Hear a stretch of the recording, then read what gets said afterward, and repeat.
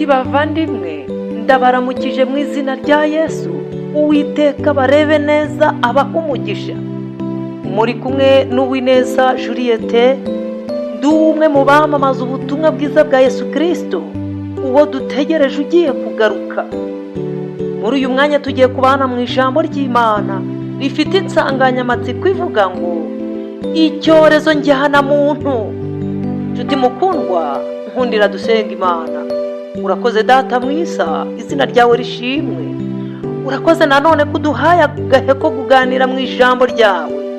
Ndagusabye ngo utuyoboreshe umwuka wawe wera mu izina ryiza rya Yesu, amina. Icyorezo njyana muntu. Nshuti muvandimwe, twagiye tubona kandi twumva ibyorezo byagiye bisikana, ibyorezo biteye impungenge. Reka nkwibutse icyorezo COVID-19 cyahungabanije isi yose, gishakirwa abadogiteri, gishakirwa inkingo, gishakirwa imiti. Ariko reka nkubwire, hari icyorezo gihagarariye ibindi byose. Nyamara reka nkubwire ku isi yakiburiye igisubizo, ariko igisubizo ijuru riragifite. Reka turebe iki byanditswe byera biratubwira ku cyorezo njyana muntu kimaze guhitana benshi, ndetse gikomeje guhitana benshi batabonye urukingo. Byanditswe byera uko byanditswe mu butumwa bwiza bwa Yesu uko bwanditswe na Luka, igice ni cya 5 umurongo wa 12. Turahasanga Yesu ari mu mudugudu umwe, maze ngo haza umubembe amwikubita imbere. Ababembe ngo iburasirazuba niba hari indwara yatinywaga cyane ni indwara y'ibibembe, kuko iyi ndwara nta muntu yatinyaga kandi ingaruka zayo zabaga ziteye ubwoba. Ibyanditswe byera biratubwira ngo umuntu wafatwaga n'ibibembe bwa mbere yacibwaga mu muryango, kandi indwara y'ibibembe yaranduzaga ikanduzanya binyuze mu gukoranaho. Iyi ndwara nta muntu yatinyaga, n'abami barayirwaraga, bigasaba ko barambika inkoni ya cyami bakava ku bwami, maze bagacibwa nabo bakajyanwa hagenewe ababembe. Ijambo ry'Imana riratubwira ububi bw'iyi ndwara yitwa ibibembe bwageranijwe n'indwara yitwa icyaha, ngo kuko ibibembe byabaga bishinze imizi mu muntu, ntabwo byapfaga kubona muganga, ndetse ibibembe bikica. Niko n'indwara yitwa icyaha iteye. Nshuti bavandimwe, nkundira untege amatwi, utega amatwi ijambo ry'Imana ritubwira kuri iki cyorezo njyana muntu, icyaha. Nshuti mukundwa, Zaburi ya 58 umurongo wa 3 niho hari aya magambo avuga: umunyabyaha atandukana n'Imana uhereye mu kuvuka kwe. Ubusabwe bw'abanyabyaha buhwanye n'ubw'inzoka, bameze nk'ipoma y'igipfamatwi itumva ijwi ry'abagombozi, naho bagomboresha ubwenge bwinshi cyane. Nshuti bavandimwe, icyaha gishinze imizi mu muntu, akaga giteje ngo kimeze ubusabwe bwacyo bumeze nk'ubw'inzoka y'impoma idapfa kubona abagombozi, idapfa kumva ijwi ry'abagombozi, nubwo bagomboresha ubwenge bwinshi cyane. Reba nawe ababwiriza butumwa ukuntu bagenda banyuranamo hirya no hino. Reba uko insengero zubatse hirya no hino, reba amadini n'amatorero.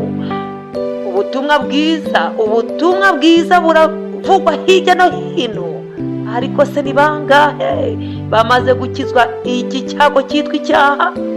Mbese ubwarare bwacyo bumaze guhitana bangana iki?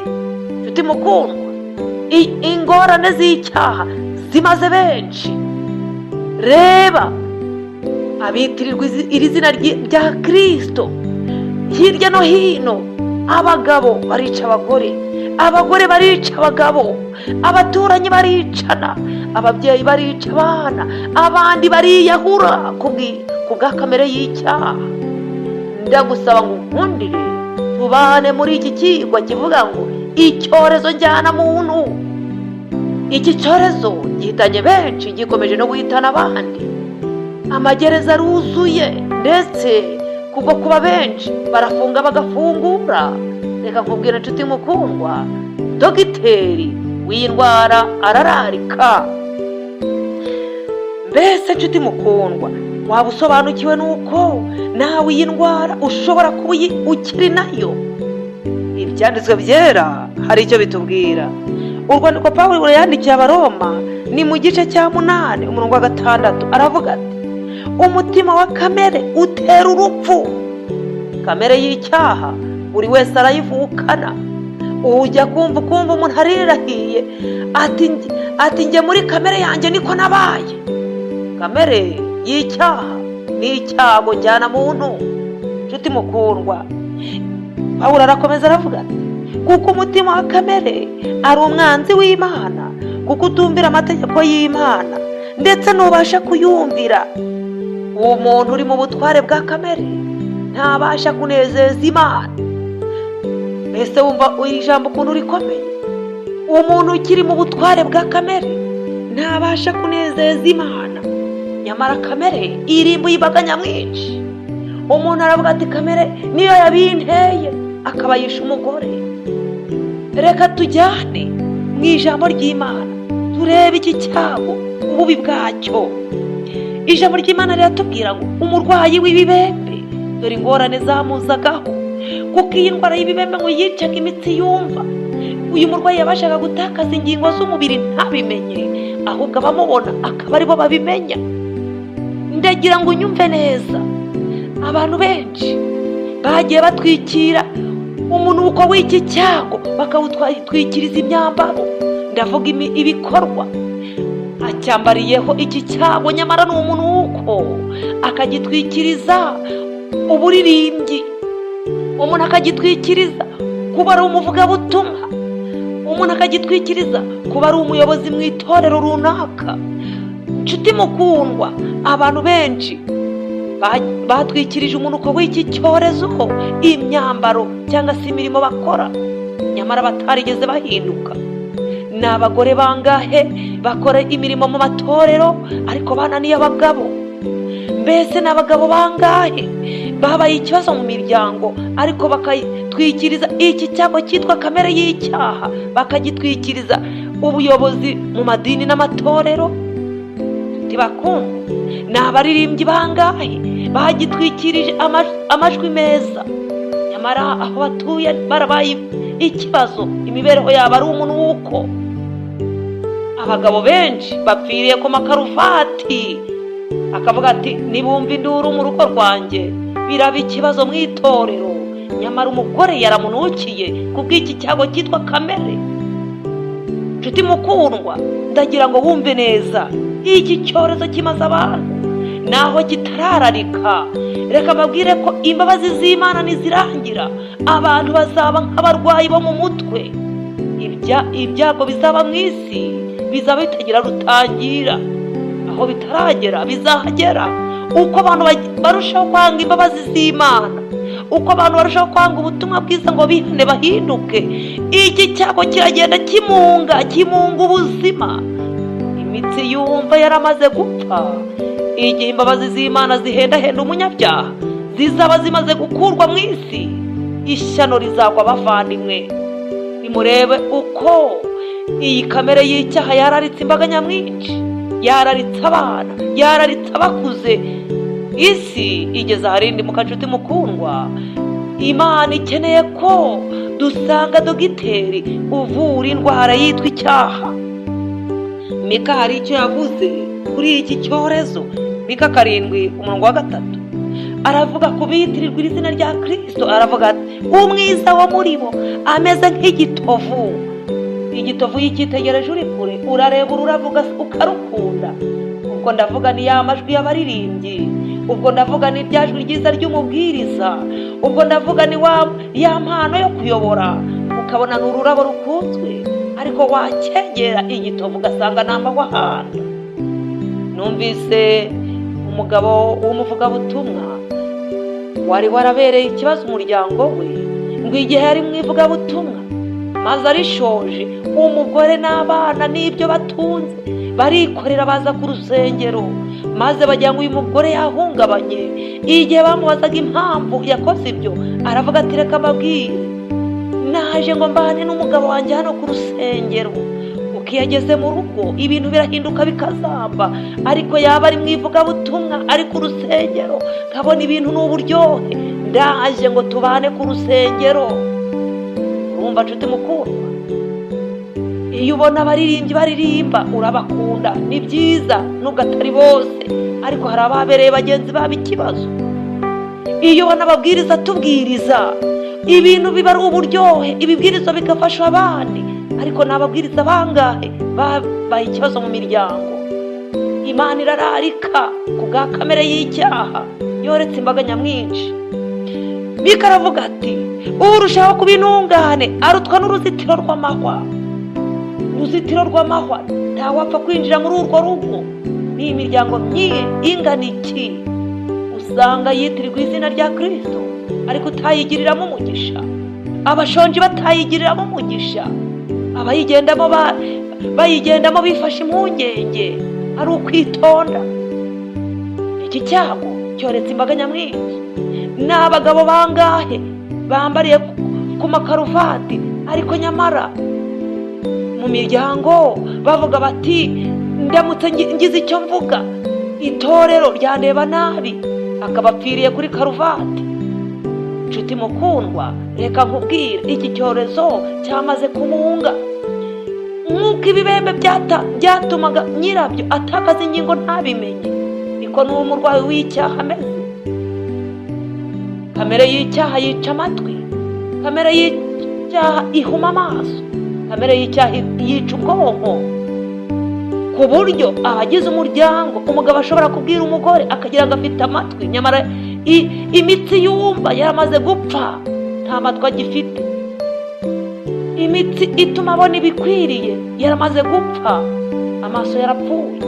Ubwonko cyarazamutse kikagera ku bwonko.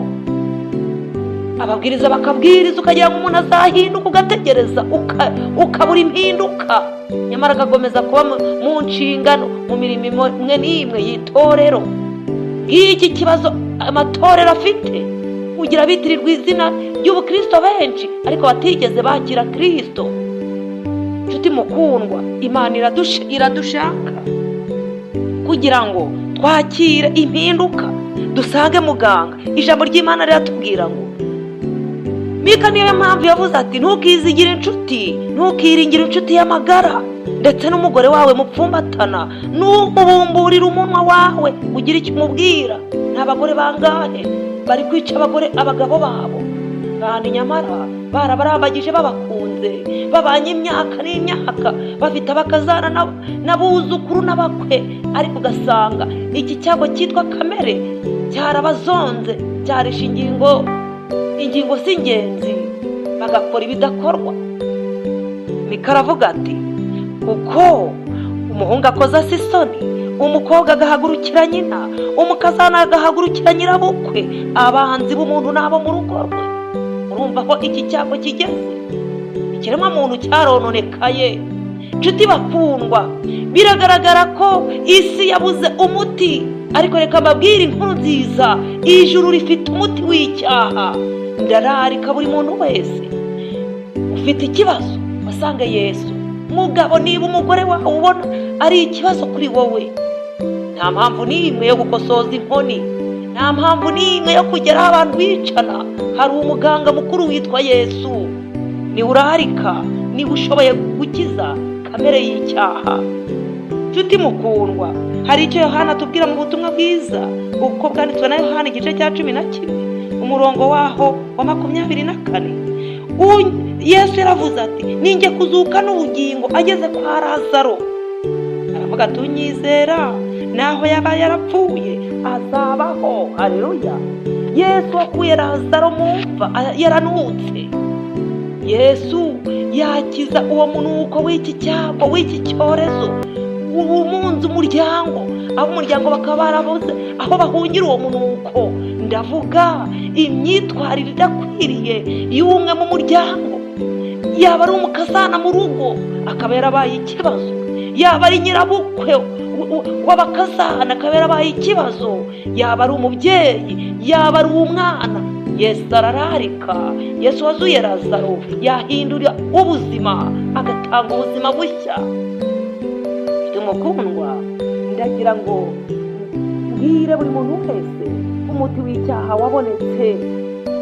Ubutumwa bwiza bwa Yesu bwanditswe na Matayo mu gice cya 8 umurongo wa 2 n'uwa 3. Uyu mubembe akimara gusanga Yesu yabwiye Yesu aravuga ati, databuja ubishatse wangiza. Ngiri ijwi Yesu ashaka. Mbese urashaka gukira? Iyo kamere yabereye ikibazo abakuzengurutse, iyo kamere yabereye ikibazo abo mubana mu muryango. Nshuti mukundwa, Yesu yasubije uyu mubembe aramubwira ati, ndabishaka kira. Uyu mubembe ingingo zarasubiranye, maze uyu mubembe asubira mu muryango. Imana ihabwa icyubahiro. Mbese nawe urashaka gukira? Mbese nawe urabona ububi bwa kamere y'icyaha aho bugejeje ikiremwa muntu, aho ubwarare bwacyo bumaze guhitana benshi umunsi ku wundi? Abicana ni benshi, isi yifashe impungenge. Ntabwo iki cyago gitinya ngo nabize, ntabwo gitinya ngo nabakomeye. Aho abantu bashaka imitungo bakayigwiza, ariko umugore n'umugabo bakaba batahurira mu modoka baguze, aho badashobora kwicarana muri saro ngo basangire. Nshuti mukundwa, iki cyago cyitwa icyaha kigeze habi ikiremwa muntu. Ndagusaba kugira ngo urarika abagize umudugudu w'iwanyu, ubabwire ko hari umuganga uvura icyaha. Abafite amakimbirane mu miryango nta kindi cyayamara, ni kamere y'icyaha ibazonze. Nimubabwire basange Yesu, maze Yesu ahoshe amakuba n'ibyago abera ku isi. Abiyahura ni kubwa kamere y'icyaha. Nshuti bakundwa, ndabararika.